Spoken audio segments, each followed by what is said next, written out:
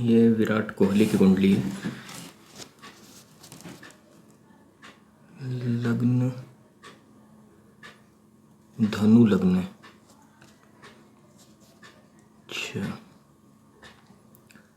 धनु लग्न का मालिक गुरु छठे भाव में। अच्छा, भाग्येश हुआ सूर्य। सूर्य गया तुला में नीच में, लाभ भाव में। इस कुंडली में एक राजयोग बना हुआ है। केंद्र और त्रिकोण, इन दो का मालिक यानी बुध और सूर्य इकट्ठे बैठे हुए हैं। लेकिन ये कोई राजयोग नहीं है, क्योंकि राजयोग का मतलब है कि केंद्र और त्रिकोण के मालिक इकट्ठे होकर या तो त्रिकोण में हो या किसी केंद्र में हो। तो ये तो राजयोग हुआ नहीं। लग्नेश छठे भाव में चला गया। अच्छा, पंचमेश चौथे भाव में बैठा हुआ है मंगल, ये बना राजयोग। त्रिकोण का मालिक केंद्र में आ गया। और शनि यानी कि धन का मालिक और पराक्रम का मालिक आया लग्न में। ये एक अच्छी बात है। शुक्र और चंद्रमा, शुक्र हुआ कुंडली में लाभ भाव का मालिक और छठे भाव का मालिक। चंद्रमा हुआ कुंडली में आठवें भाव का मालिक, ये पहुंचा कर्म के भाव में। अच्छा, और उसके ऊपर मंगल की दृष्टि। एक तो इसमें ये एक अरबपति आदमी की कुंडली है। ये इस चीज़ से पता चलता है कि मंगल और चंद्रमा आमने सामने हैं। किसी भी कुंडली में अगर मंगल और चंद्रमा इकट्ठे बैठे हों या आमने सामने हों तो ये एक बहुत बड़ा राजयोग होता है। ये बहुत ज़्यादा धनवान आदमी की कुंडली है। ये कुंडली है विराट कोहली की। ये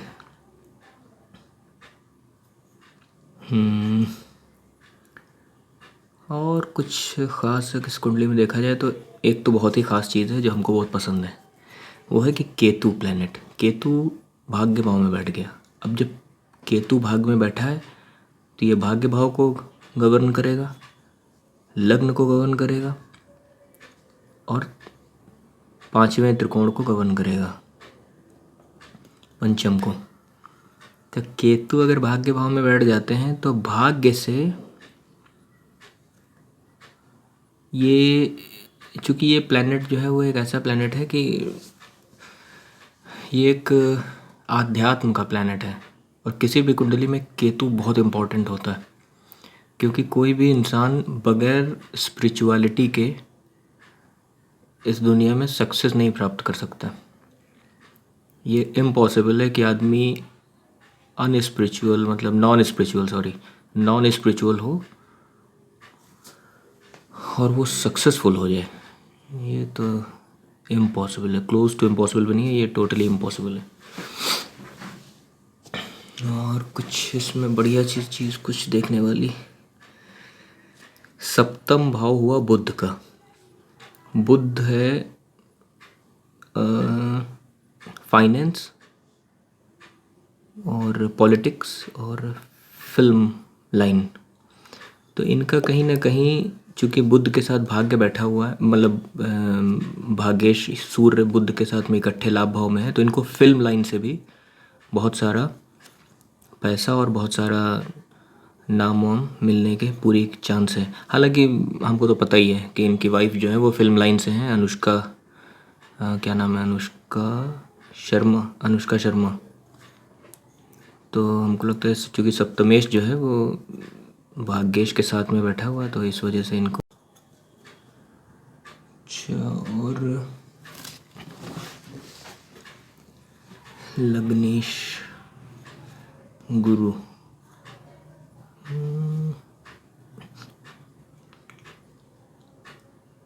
लग्नेश जो है वो 7, 8, 9 लग्नेश की धन भाव पर दृष्टि हुई।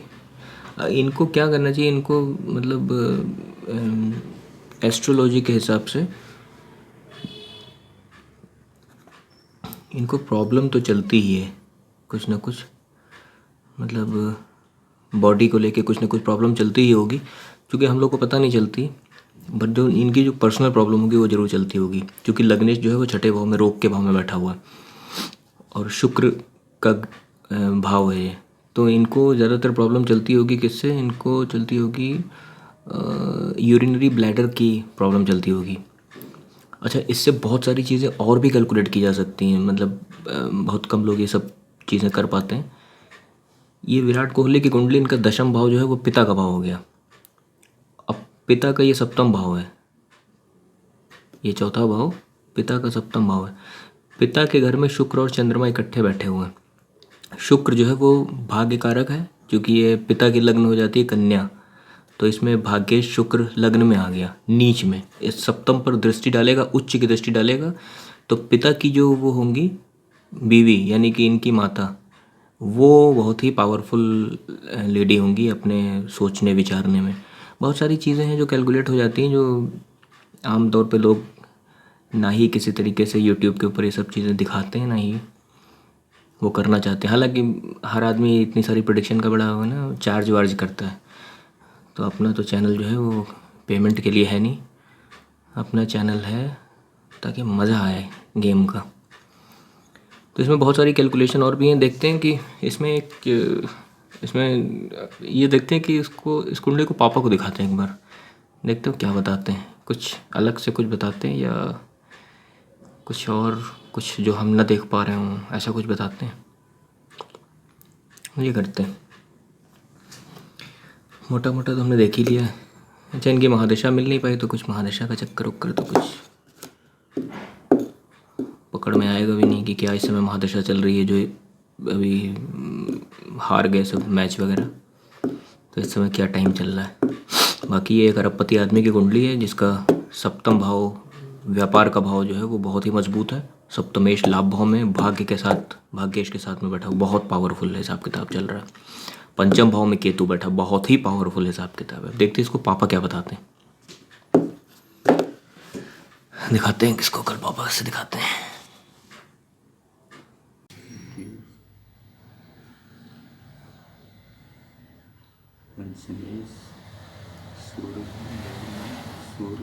ये है कुंडली विराट कोहली की, क्रिकेटर जो है उन्हीं की कुंडली। वो जब अभी सब इंडिया सब मैच वैच सब गड़बड़ा गया, तो हम सोचे कि इनकी कुंडली लाइन निकालें, देखें जरा, एक बार पूछें आपसे कि इसमें क्या सिस्टम है, कैसे क्या है।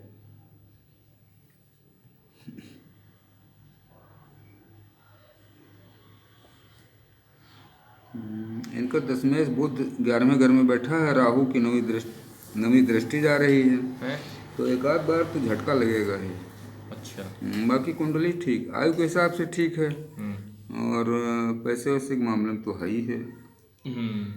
धनेश लग्न में बैठा है, अब ये भी अरबपति आदमी है। हाँ, धन भाव कमाली का जबकि लग्न है। एज अभी ज़्यादा नहीं है, 35 के आसपास होगी हमको। बाकी ठीक, फिर बाकी तो ठीक ठाक। और सब अपने से ही बनाया हुआ है, पैतृक संपत्ति, मतलब पैतृक जो है वो तो खैर है ही, लेकिन इनका अपना बनाया हुआ ज़्यादा है।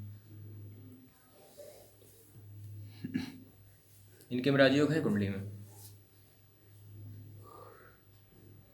इसमें कोई बहुत बड़ा राजयोग नहीं है, लेकिन फिर शुक्र चंद्रमा एक साथ में है दसम घर में, ये बहुत अधिक धन की स्थिति बताते हैं। शुक्र चंद्रमा कहीं धन भाव में मिल जाएं, लाभ में मिल जाएं, दसम में, नवम में, चौथे में, पांचवें में, लग्न में, तो ये अच्छे धन की स्थिति बताते हैं। अच्छा। बहुत बड़े धन की, तो वो तो है ही है। और वो जो कहते हैं कि जैसे ये चंद्रमा तो अष्टमेश है, तो अष्टमेश दसम में गया, दसम को बिगाड़ेगा, नहीं, ऐसा नहीं होता है। ना, ऐसा नहीं। कुछ कॉन्सेप्ट हमको लगता है सब इधर उधर सब हाँ, भ्रामक कॉन्सेप्ट बने हुए भ्रामक हैं, बनाया, सब भ्रमित करते रहते हैं। तो शुक्र चंद्रमा जहाँ भी बैठेंगे, हाँ, वो जैसे गुरु अच्छा, मंगल। और ये जैसे द्वितीय जो धनेश है वो आ गया लग्न में, लग्न में आ गया, यही सबसे बड़ा धन का एक राजयोग बना दिया। लग्ने धन भाव इसमें और पंचमेश केंद्र में आ गया। हाँ, धन भाव का मालिक लग्न में आ जाए या लाभ में चला जाए या भाग्य में चला जाए, पंचम घर में चला जाए, तो एक तरह का राजयोग तो बना ही देता है। पंचमेश चौथे में आ गया, मंगल है। मंगल एक तरह का वो राजयोग तो है ही। और ये इनका कोई असर होता है, जैसे ये दशमेश और नवमेश इकट्ठा हो गए यहाँ लाभ भाव में? ना है, इसका कोई बहुत बड़ा असर नहीं होता, लेकिन ये है कि भाग्य से और कर्म से लाभ जो है, हाँ, लाभ जीवन भर होता रहेगा। हाँ, उसमें कहीं कोई समस्या नहीं। अच्छा, इनकी महादशा मिलती है तो कुछ और पता चलता है डिटेल ना? हाँ, और लग्नेश इनका छठे घर में बैठा है, ठीक है, और खष्ठेश इनका दसम घर में बैठा है, तो हाँ, दशा होती तो अलग बात थी कि दशा होती तो पूरी कुंडली खुल जाती। वर्तमान का थोड़ा सा ये पता चल जाता है कि कौन सी महादशा चल रही है। अब इसमें वही चीज़ है कि एक ओवरऑल चीज़ें पता चल जाती हैं कि क्या है, कैसे, मतलब जीवन स्थिति कैसी रहेगी।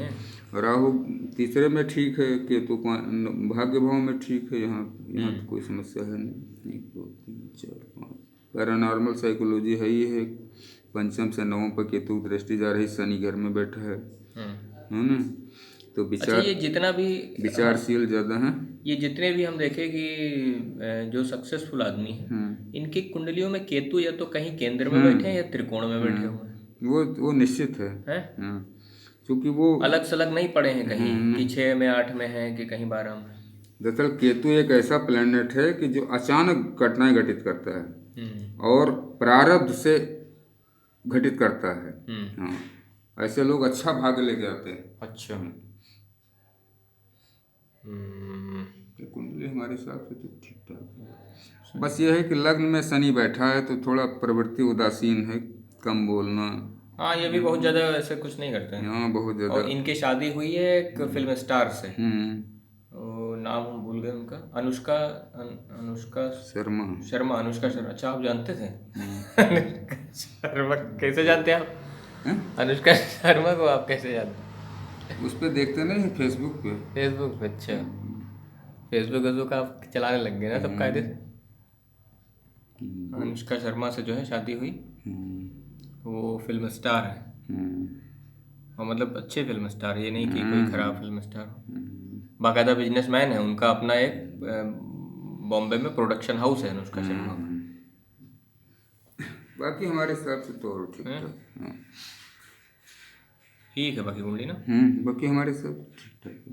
ये लोग हमको लगता है थोड़ा बहुत मेडिटेशन वगैरह करते होंगे ना? हाँ, इनके में ये लोग जो ये केतु त्रिकोण, इनके में एक चीज है कि पंचम घर का मालिक चौथे घर में बैठा है और पंचम घर पे सूर्य की उच्च दृष्टि है। पंचमेश चौथे घर में बैठा है, इनकी एक संतान बहुत भाग्यशाली होगी। बहुत ज्यादा भाग्यशाली होगी। अच्छा, हाँ, जो इनसे कम से कम 4 गुना अधिक भाग्यशाली होगी। अच्छा, निश्चित रूप से। अरे हाँ, तो देखिए सुविधाएं सारी है ही, जिस क्षेत्र में जाना चाहेंगे आराम से जाएंगे। तो वो प्रारब्ध से इनको मिला, प्रारब्ध से मिला हुआ कि पंचमेश चौथे घर में बैठा है और उच्च का बैठा है, मंगल उच्च के करीब बैठा है, मकर इसकी उच्च राशि है। अच्छा, मंगल की मकर उच्च राशि। अच्छा, उससे 3 ही दूर है क्या? 2 राशि आगे है। 2 राशि आगे। हाँ, तो एक संतान की बहुत प्रबल होगी, बहुत भाग्यशाली होगी। बाकी तो हमारे हिसाब से हाँ, बाकी ये तो ठीक ठाक आदमी, ये तो जो है इनका अपना अपने क्षेत्र में भी ठीक है। वो कहीं अब की इस बार का कहीं मैच कुछ हार वार है इधर तो वही हम सोचे लाए देखें जरा इनकी कुंडली में क्या है। अच्छा, ये है कि ये जितने भी बड़े सफल लोग हैं, अरबपति हैं, करोड़पति, इनके कुंडलियों में राजयोग होता ही होता है। हाँ, है ना? बिना राजयोग के सफलता क्या? भाई, हमने जैसे रिक्शे वालों के हाथ देखो, मजदूर का हाथ देखो, तो भाग्य रेखा बहुत छोटी सी होगी कमाने खाने भर की, है नहीं, कि सामान्य रूप से वो कमाते खाते हैं बस। तो छोटी सी भाग्य रेखा है, तो जितना भाग्य मिला हुआ है उसी के अनुसार वो कर्म करते हैं, उसी अनुसार कमाते खाते हैं। और किसी भी बड़े धनवान आदमी की या प्रसिद्ध आदमी की हाथ देखो। एक बार हम वाजपेयी जी का हाथ देखे थे, अटल बिहारी वाजपेयी का पोस्टर में छपा था इससे। तो हमने देखा कि भाग्य रेखा यहाँ मणिबंध से निकली है और यहाँ शनि पर्वत तक। सूर्य रेखा भी मणिबंध से निकल करके सूर्य पर्वत तक। तो फिर सीधी सी बात है कि और आयु रेखा पूरी मणिबंध से निकली। तो इसका मतलब है कि सूर्य रेखा एक हम फोटो देखे थे, हाँ वो हम कहीं इधर उधर हो गए, देवानंद का हाथ, हाँ मणिबंध से सूर्य रेखा, दो सूर्य रेखा थी। वो इसीलिए देवानंद जो एक्टर, इसीलिए वाजपेयी जी प्रधानमंत्री हुए। तो वो तो क्लियर है, जितना सफल आदमी होगा उसमें सूर्य रेखा और भाग्य रेखा दोनों तो बलवान होंगी ही निश्चित रूप से।